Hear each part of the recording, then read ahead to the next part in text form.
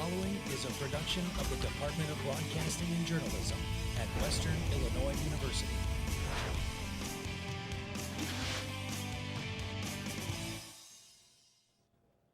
One of Macomb High's most beloved coaches is hanging up his whistle. Hear from now former MHS head football coach Kelly Sears as he moves into retirement from coaching. And the Bomber boys basketball team is on a roll. Find out if they kept it up on Saturday in the hangar at MHS. And tonight is one of the most important and highly anticipated games inside Western Hall in recent memory. WIU women's basketball tangles with South Dakota State with first place in the Summit League on the line. Player interviews and expert analysis coming up later on the spring semester premiere of Local Sports Focus.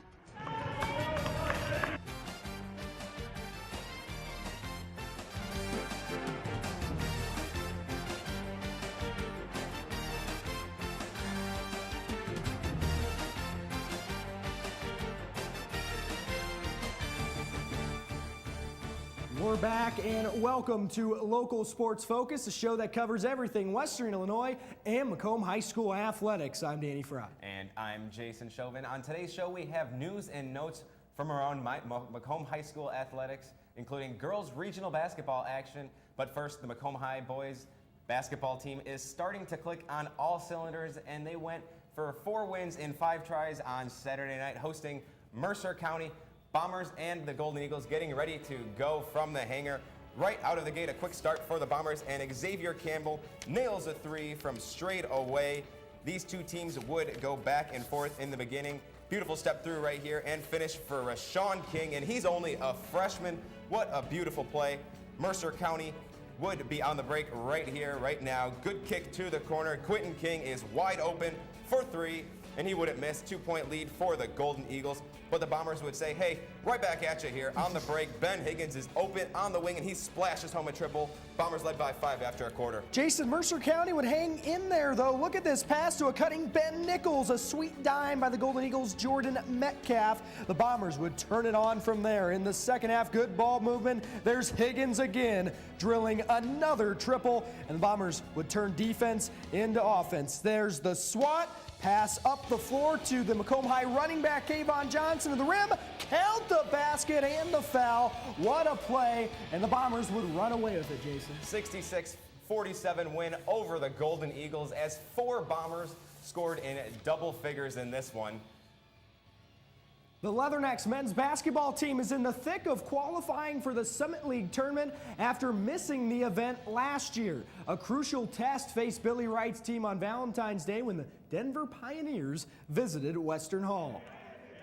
How about Western keeping the ball? How about Western here keeping the ball alive, and it results in No, here's a jumper from the mid-range area there. Denver led 49-27 at the break, and then 16:25 left in the second half. Garrett Covington baseline runner. Denver ahead comfortably at that point, 54-35. Daniel Amigo, big game, 24 points, 14 rebounds. He muscles his way in for 2. The Leathernecks on the fast break.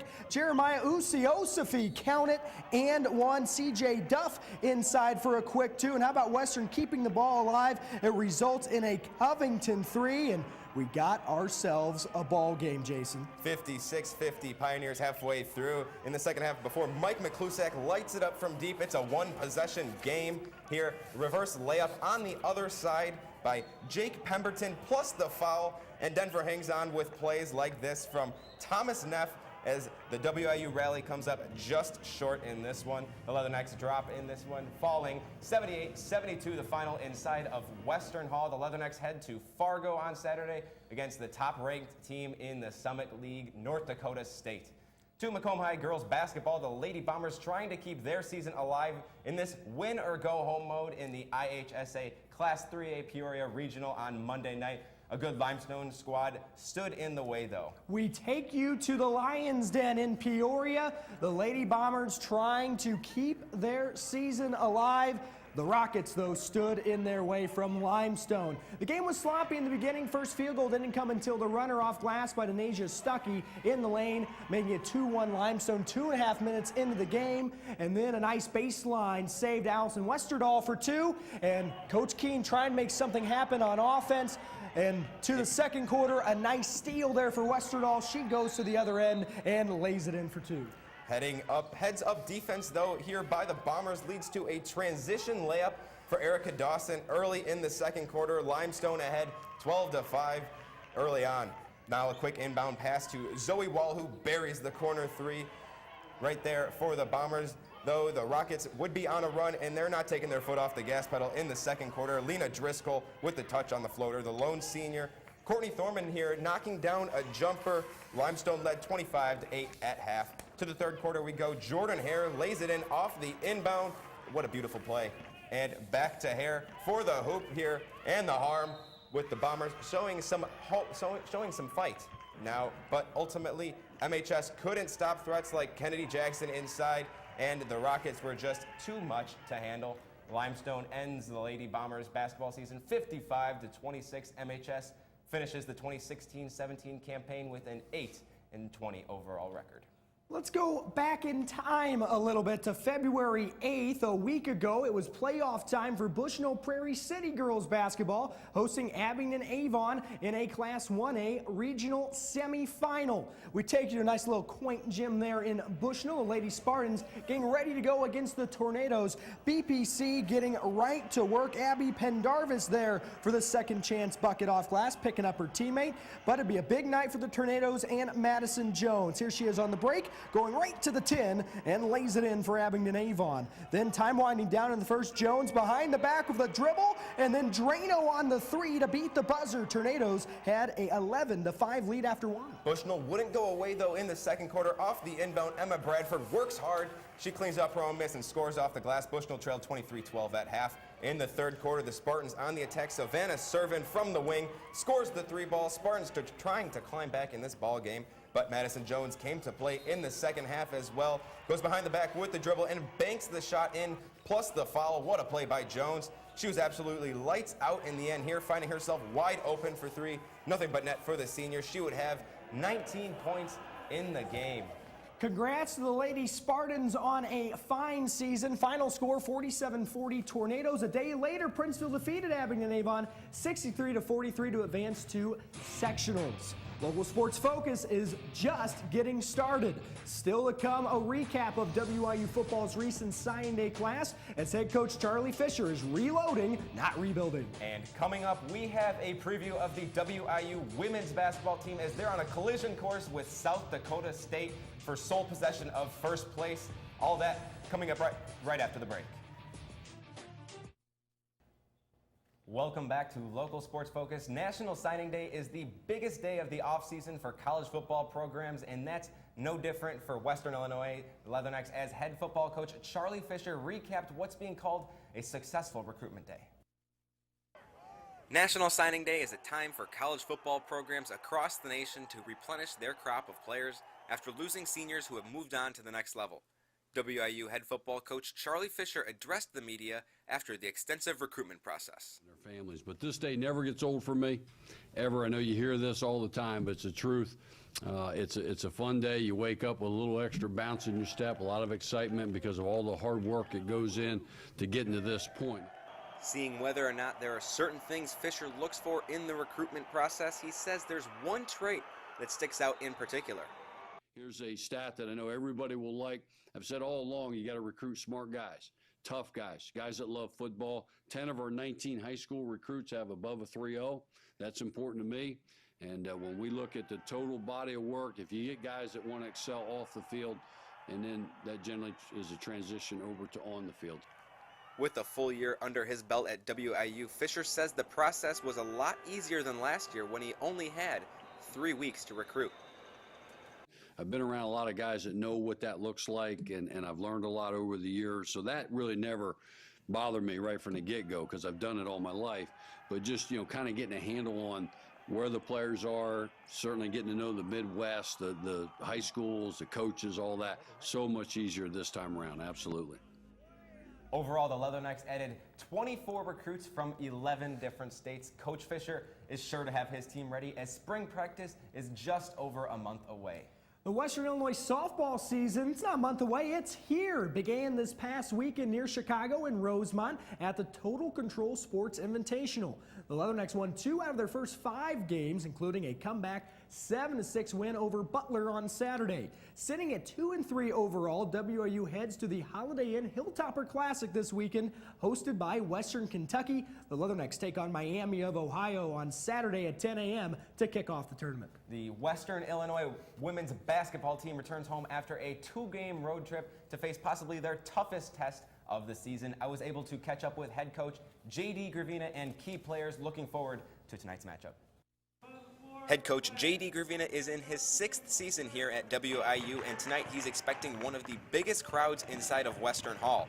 Gravina calls this one of the biggest games for WIU as the Leathernecks take on South Dakota State for sole possession of first place. Well, there hasn't been probably a bigger game for women's basketball in Western Hall for over a decade. Maybe the WBI game last year in the postseason, but you've got the top 2 teams in the league battling it out for first place, and a team that we've had a hard time with. We've lost the last 19 in a row to them, so we'll need a big crowd to hopefully get us over the edge.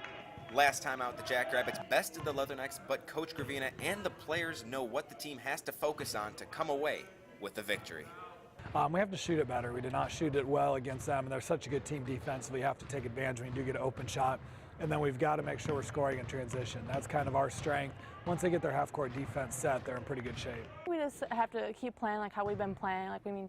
We've won our last 5 games, 4 have been on the road.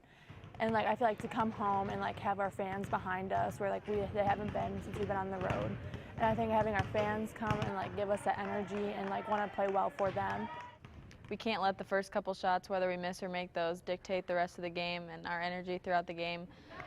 Just the way we've been playing, we can't look at it as a huge opportunity. We just need to play the way we've been playing and not try to overthink it or try to do too much individually.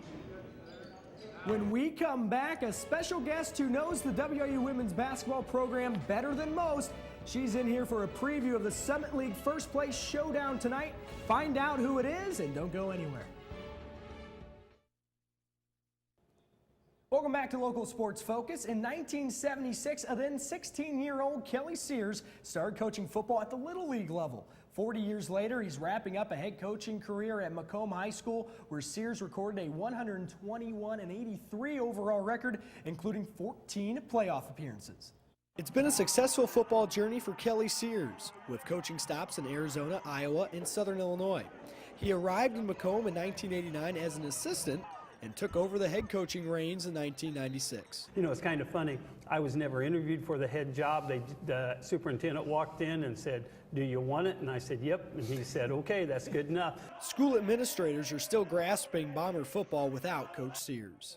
But all in all, he's been a great coach for Macomb High. He's been really great for our kids, and I hate to see him retire because I still think he has a lot left in him as a coach. Coach Sears is a rare bird indeed, because it's rare for any coach in any sport to stick around for 21 years, right? It's a tough job, and when things are good, it's great. When they're not, it's tough being a coach at a high school level. Sears realized he missed valuable time with his own kids while coaching.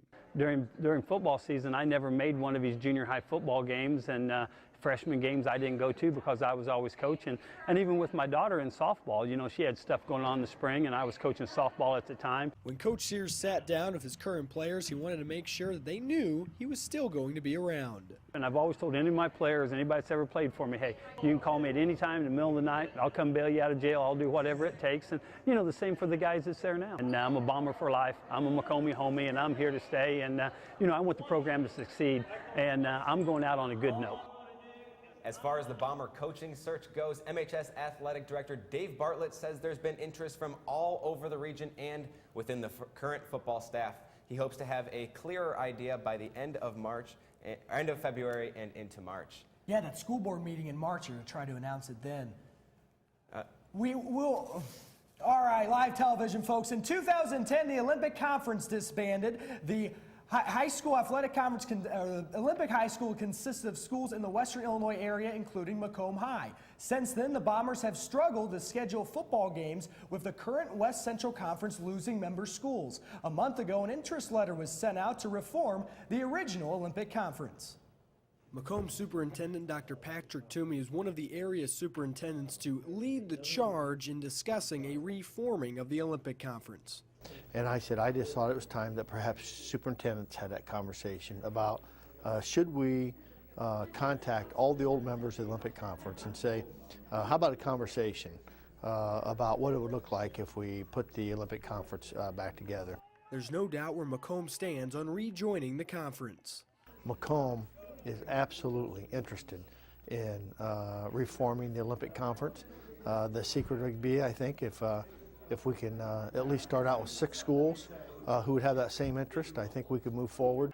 At the latest of the 2 interest meetings on reforming the conference, a 36-team football district in the Western Illinois region was suggested. That would be 6 divisions consisting of 6 teams each.